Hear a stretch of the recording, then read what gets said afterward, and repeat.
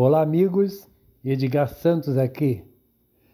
Antes de começarmos a leitura, vale a pena nos prepararmos para o clima desse conto. As Estrelas, de Alphonse Daudet, é uma narrativa que se destaca pela delicadeza e pela capacidade de transformar algo simples em algo profundamente significativo. Diferente de histórias cheias de ação, esse conto nos convida a desacelerar, a observar, a sentir. A história se passa em um ambiente rural, sob um céu aberto, onde a natureza não é apenas um cenário, mas parte essencial da experiência. As estrelas, nesse contexto, significam muito mais do que pontos de luz no céu. Elas representam um encantamento e até mesmo os pensamentos que surgem de forma misteriosa e inesperada. Daudet tinha um talento especial para captar esses momentos simples da vida e dar a eles uma profundidade emocional única.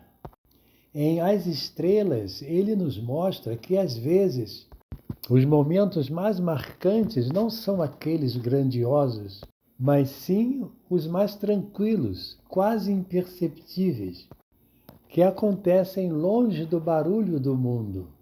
Ao ouvir esse conto, procure imaginar o cenário, sentir o silêncio da noite e perceber como os detalhes constroem a emoção da história. Agora vamos à leitura. As Estrelas. Relato de um pastor provençal.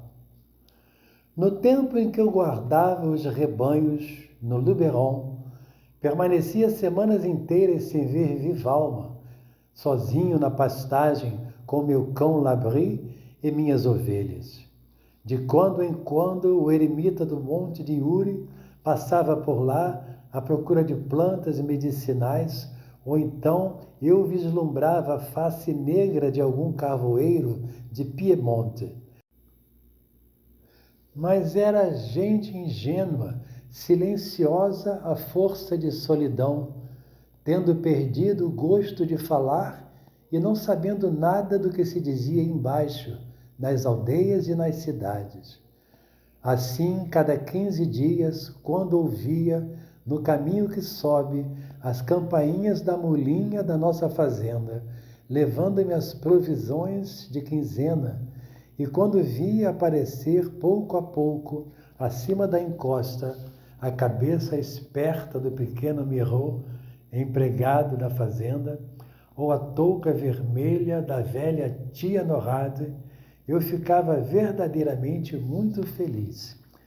Fazia com que me contassem as notícias da região embaixo, os batismos, os casamentos, mas o que me interessava, sobretudo, era saber como estava a filha dos patrões, a senhora Stefanette, a mais linda que existia em 10 léguas ao redor. Sem ter o ar de tomar pelo assunto interesse demais, eu me informava se ela ia muito a festas, aos serões, se lhe apareciam sempre novos admiradores, e aqueles que me perguntarem em que essas coisas podiam me importar, a mim, pobre pastor de montanhas, responderei que eu tinha 20 anos e que essa Stefanette era o que vira de mais belo em minha vida. Ora, um domingo em que eu esperava os víveres da quinzena, aconteceu de eles chegarem muito tarde. Pela manhã, eu me dizia, é por causa da missa cantada. Depois, por volta do meio-dia, veio uma violenta tempestade e eu pensei que a mula não pudera pôr-se a caminho,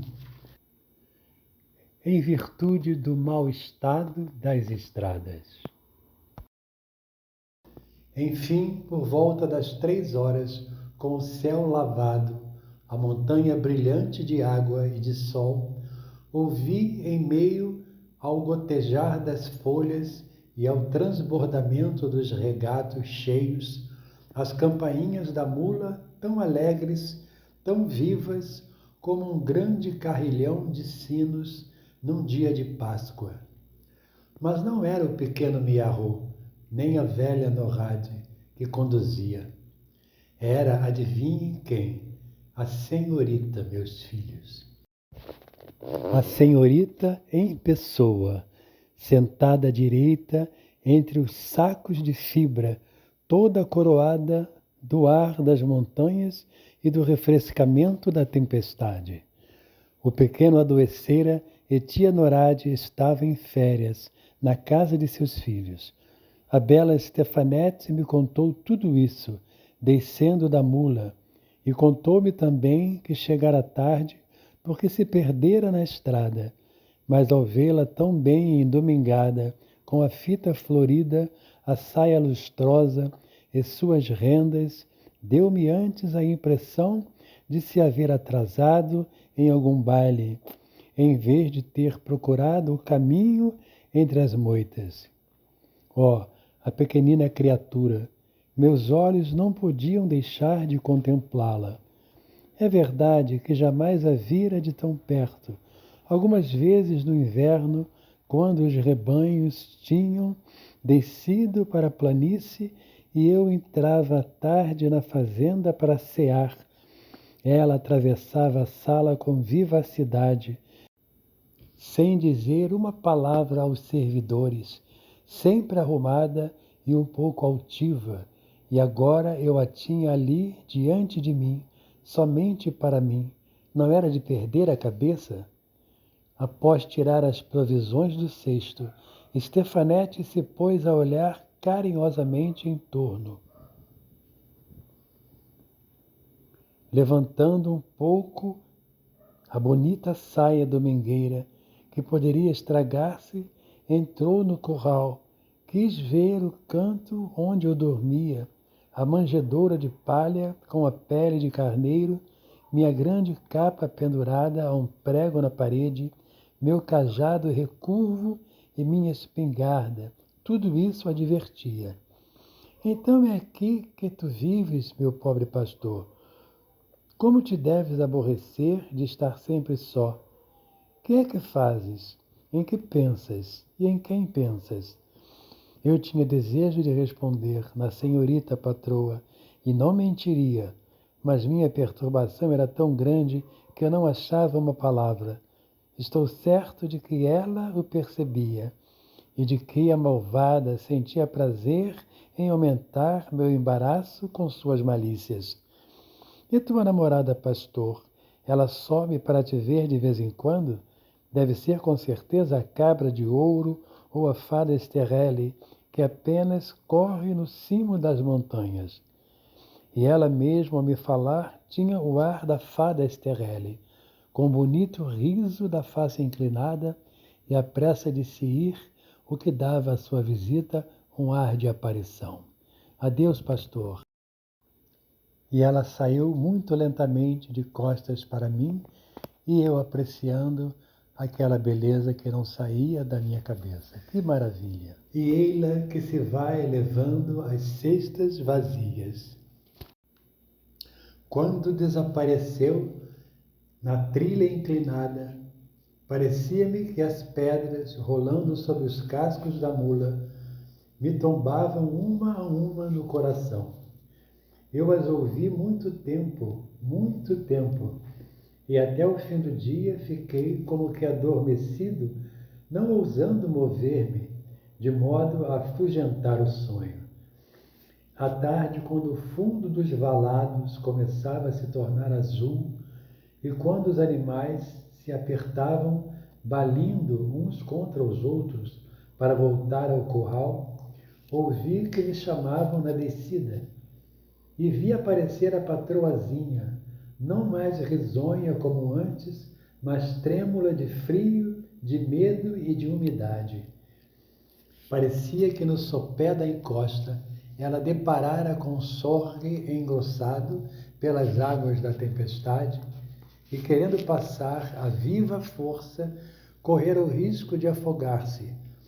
O terrível é que àquela hora da noite não se podia nem sonhar em voltar para a fazenda, porque a senhorita jamais teria sabido encontrar sozinha o caminho para a travessia e eu não podia deixar o rebanho. A ideia de passar a noite na montanha a atormentava muito, sobretudo por causa da inquietação dos seus. Eu a sosseguei da melhor maneira. Em julho as noites são curtas, patroa. Não será mais que um mau momento. Acendi sem perda de tempo uma ardente fogueira para secar-lhe os pés e a roupa toda encharcada da água do Sorgue. Em seguida, pus diante dela leite e queijinhos de leite de cabra, mas a pobre pequena mal pensava em se aquecer e em comer. E de ver as grossas lágrimas que lhe brotavam dos olhos, eu tinha desejo de chorar também. Entre mentes, a noite descera completamente. Sobre a crista das montanhas restava apenas uma poeira de sol, um vapor de luz do lado do poente. Eu quis que a patroazinha entrasse no alojamento para repousar. Estendi sobre a palha fresca uma bonita pele completamente nova, desejei-lhe uma boa noite e fui sentar-me fora, diante da porta. Deus é testemunha de que, malgrado o fogo de amor que me queimava o sangue, nenhum mau pensamento me assaltou. Nada além de um grande orgulho de pensar que num canto do alojamento, bem perto do rebanho curioso que a olhava dormir, a filha dos meus patrões, como uma ovelha mais preciosa e mais branca que todas as outras, repousava, confiada à minha guarda. Jamais o céu me parecera tão profundo e as estrelas tão brilhantes. De repente, a portinhola do redil se abriu e a bela Stefanete apareceu. Ela não podia dormir. Os animais faziam chiar a palha ao se moverem ou balavam em seus sonhos. Ela preferia vir para junto do fogo. Vendo isso, eu lhe cobri as espáduas com a minha pele de cabra, ativei a chama e permanecemos sentados um perto do outro sem falar. Se alguma vez passaram a noite à luz das estrelas, sabem que a hora em que dormirmos, um mundo misterioso desperta na solidão e no silêncio. Então as fontes cantam com maior clareza, os lagos acendem em pequenas flamas.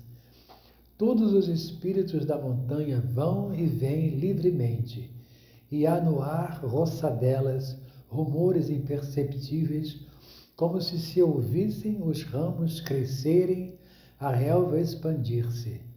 O dia é a vida dos seres, mas a noite é a vida das coisas. Quando não se tem o hábito, isso causa medo. Assim, a patroazinha estava toda arrepiada e se apertava contra mim ao menor ruído. Uma vez um grito longo, melancólico, partiu do lago que brilhava mais abaixo e subiu para nós ondulando. No mesmo instante, uma bela estrela cadente deslizou por cima de nossas cabeças na mesma direção, como se essa queixa que acabávamos de ouvir levasse uma luz consigo. Que é? Perguntou-me Stefanete em voz baixa. Uma alma que entra no paraíso, patroa. E eu fiz o sinal da cruz. Ela persignou-se também e permaneceu um momento à escuta, muito recolhida. Em seguida me disse: é então verdade, pastor, que vocês são todos feiticeiros? Nada disso, patroazinha. Mas aqui vivemos mais perto das estrelas e sabemos o que nelas se passa melhor do que a gente da Baixada. Ela olhava sempre para o alto, com a cabeça apoiada na mão, envolta na pele de carneiro, como um pequeno pastor celeste. Quantas estrelas, que bonito! Nunca tinha visto tantas. Sabes os seus nomes, pastor? Sim, patroa. Veja, justamente acima de nós está o caminho de São Tiago. a Via Láctea. Vai direto da França para a Espanha. Foi São Tiago da Galiza quem a traçou para mostrar sua estrada ao valente Carlos Magno quando lhe fazia guerra aos sarracenos. Mais longe a senhora vê o carro das almas, a Ursa Maior, com seus 4 tirantes resplandecentes. As 3 estrelas que vão adiante são as 3 animais, e esta pequenina em sentido contrário é a terceira, é o carreteiro. Percebe a senhora em redor essa chuva de estrelas? São as almas que Deus não quer em sua casa. Um pouco mais abaixo está o rastelo, ou os 3 reis, Orion. É esse que nos serve de relógio. Olhando-o, eu sei que já passou a meia-noite. Um pouco mais abaixo, sempre para o sul, brilha João de Milão, a tocha dos astros, Sírio. A respeito dessa estrela, eis o que contam os pastores. Parece que uma noite João de Milão, com os 3 reis e a criadeira, a Pleiade, foram convidados para as núpcias de uma estrela amiga. A criadeira, mais apressada, segundo dizem, partiu primeiro e tomou o caminho do alto. Olha lá em cima, bem no fundo do céu. Os 3 reis cortaram o caminho mais para baixo e alcançaram. Mas esse preguiçoso João de Milão, que dormira tarde demais, ficou muito para trás e, furioso para detê-las, atirou-lhes o bastão. É por esse motivo que os 3 reis se chamam também Bastão de João de Milão. Porém, a mais bela de todas as estrelas, patroa, é a nossa, é a estrela do pastor, que nos alumia de madrugada quando soltamos o rebanho e também à tarde quando o recolhemos. Nós a chamamos ainda Magalona, a bela Magalona, que corre atrás de Pedro de Provença, Saturno, e se casa com ele de 7 em 7 anos. Como, pastor? Há então casamentos entre estrelas? Assim, patroa. E como eu tentasse explicar-lhe o que eram esses casamentos, senti alguma coisa de fresco e de fino pesar ligeiramente em meu ombro. Era sua cabeça pesada de sono que se apoiava contra mim com uma linda desordem de fitas, de rendas e de cabelos ondulados. Ela ficou assim, sem se mover, até o momento em que os astros do céu empalideceram, apagados pelo dia que subia. Quanto a mim, olhava dormir um pouco perturbado no fundo do meu ser, mas santamente protegido por essa clara noite que nunca me deu senão belos pensamentos. Em torno de nós as estrelas continuavam a marcha silenciosa, dóceis como um grande rebanho, e por instantes imaginei que uma dessas estrelas, a mais fina, a mais brilhante, perdendo-se no caminho, tinha vindo pousar no meu ombro para dormir.